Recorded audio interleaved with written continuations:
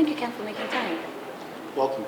Okay, so let's begin with the impact of COVID-19. I mean, it brought a lot of disruption. There wasn't movement of people, particularly unnecessary movement, unless you were essential services. This meant that people were restricted into their homes. And one might argue that this was a blessing in disguise for e-commerce. Talk to us about that. For us, it's a mixed bag. If you think about the restrictions, including curfew, means restaurants had to close a little bit earlier, and as a result, there was an initial adverse impact on our restaurant business because there are few orders, and the main meal is always the evening meal. So there we experienced some challenges. However, if you look at the e-commerce per se, as we call it, we saw people shifting from buying electronics to groceries. So we got more customers on the platform, and three categories that I would call out, whereby one is FMCG, which is a typical goods, which is grocery that we saw growing. The other one was also beauty, while because of social distancing, people are not going to the salons.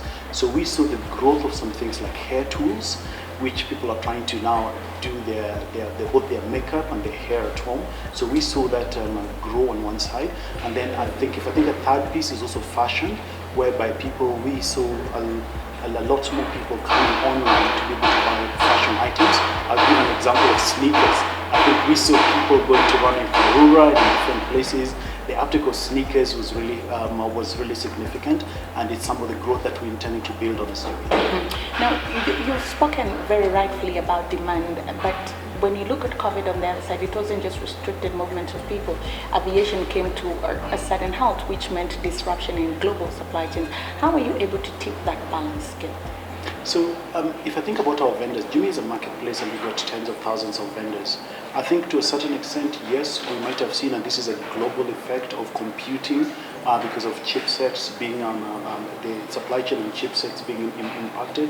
So it's not as big a demand on computing, but not as big a supply on computing.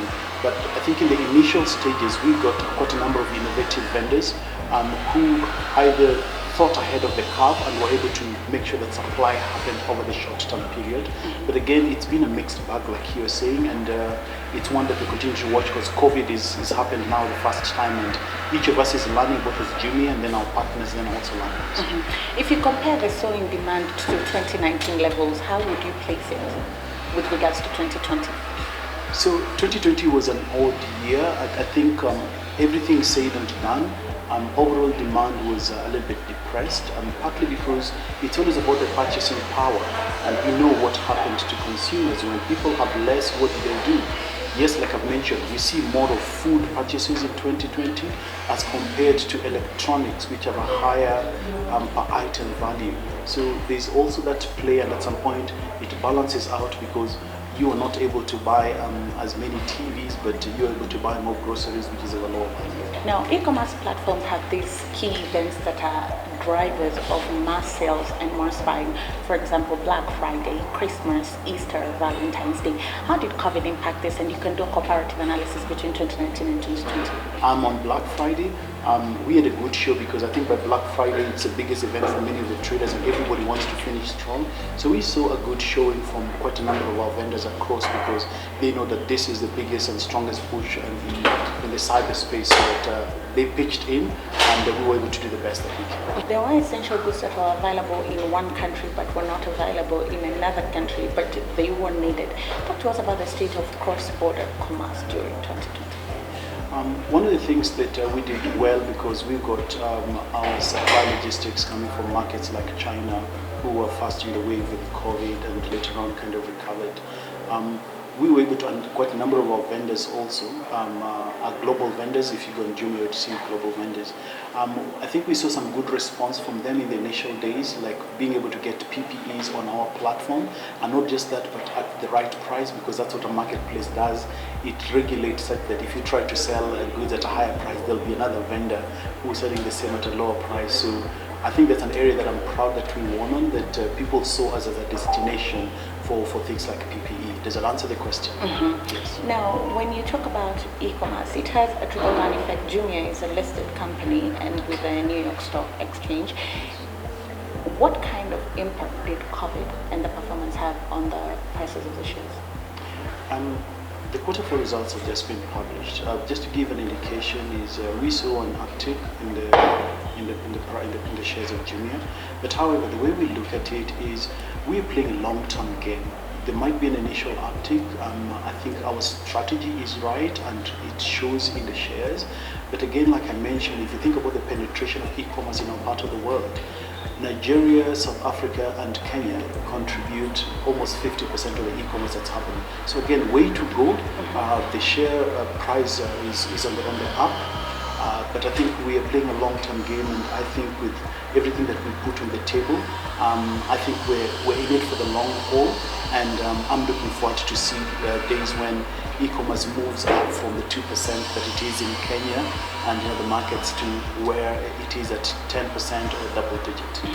We'll briefly talk about uptake of e-commerce and penetration, but you mentioned Nigeria, you mentioned South Africa, Ghana is another key market for Jumia. How would you say the Kenyan market performed in comparison to these other markets? I think we did well. We batted right, and Kenya is a key market amongst the markets there, and it's something that I think we are proud of.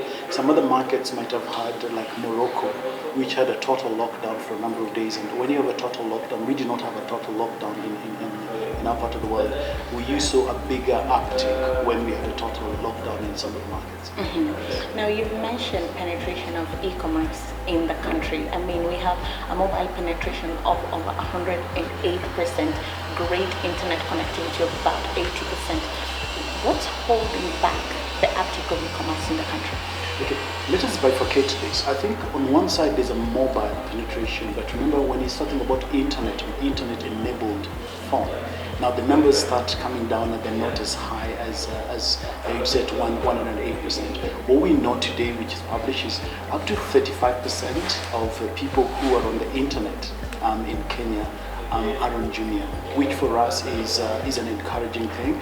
People start by, yes, I can be able to download the app and see what's available in Jumia. Then they move on to the next stage of we're trying to build trust, whereby they're able to start using the platform. I get my first delivery, and then from then on we see the adoption taking place. And speaking of greater adoption and faster absorption of e-commerce, Jumia has been trying to expand into rural areas. Talk to us about that. Good. So over the last 3 months, we have increased our pickup stations by up to 100, and we've rolled out Mount Kenya, we've rolled out the Western region. What does a pickup station do? It enables you got an option of a door delivery and a pickup station with, say you're in Busia, you can be able to go to a local supermarket, and we've done all these partnerships to make sure that you're able to get what you want at a local level. The other thing that we have done is we are targeting to reduce our delivery fee, which is something that is key to partner to consumers, by up to 50%. This has already happened. So personally, I'm quite excited about these moves that we're making, because we want to make it so affordable, and at any one point you want to add an item to your cart, you are able to add it and you look at the delivery fees and it looks right vis-a-vis then the price that you're paying for it. As we come to a close, the COVID-19 vaccines have gradually begun arriving into the continent. I mean, healthcare workers will be given priority, but towards the end of 2021 and 2022, majority of Kenyans, if not Africans, would have been vaccinated. Also, people are getting acclimatized to the new normal. What does this mean for business for Jumia in 2021, and what would you say are the projections for this year? I think whilst COVID is a new norm and people are still going to do some social distancing over some time, because 2022 is again way off, if you think about it, in 2021, about 12 months.